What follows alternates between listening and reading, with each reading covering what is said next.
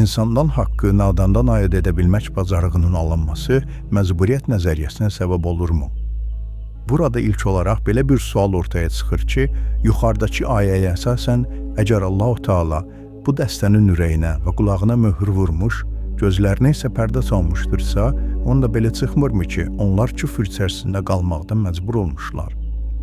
Bu cür ayələr Quranın başqa yerlərində də gözə dəyir. Belə olduqda daha onları cəzalandırmağın nə mənası var? Bu suala Quran özü cavab vermişdi. O da bundan ibarətdir ki, onların küfür və azğınlıqda israrlı olması, ürək və qulaqlarına möhür vurulmasına, gözlərinə pərdə çəkilməsinə səbəb olmuşdu. Allah hər bir zülmkar təkəbbürlünün qəlbini belə möhürləyir. Qafir surəsi 35-ci ayə. Digər bir ayədə isə belə buyurulmuşdu. Nəfsinin istəyini öz tanrısı edən şəxs gördünmü? Allah əzəli elmi sayəsində onu azğınlığa salıb, qulağını və qəlbini möhürləyib, gözünə də pərdə çəkib. Casiyə surəsi 23-cü ayə.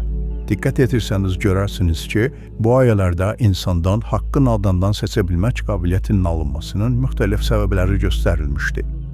Bunlar küfür, təkəbbür, zülm və haqsızlıq, nəfsani istəklərə uymaq, haqqın qarşısında inadkarlıq etməkdən ibarətdir. Deməli, ürək və qulağın möhürlənməsi, gözə pərdə çəkilməsi insanın öz əməllərinin nəticəsidir.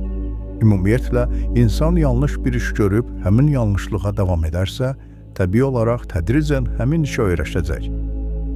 Bu əvvəlcə qeyri-adi bir hal olsa da, sonradan adət halını alacaq. Daha sonra isə insanın əməllərinin ayrılmaz bir hissəsinə çevriləcək.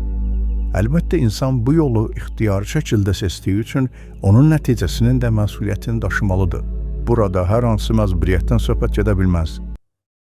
Daha çox insan faydalansın deyə bu videonu bəyən və yadda saxla.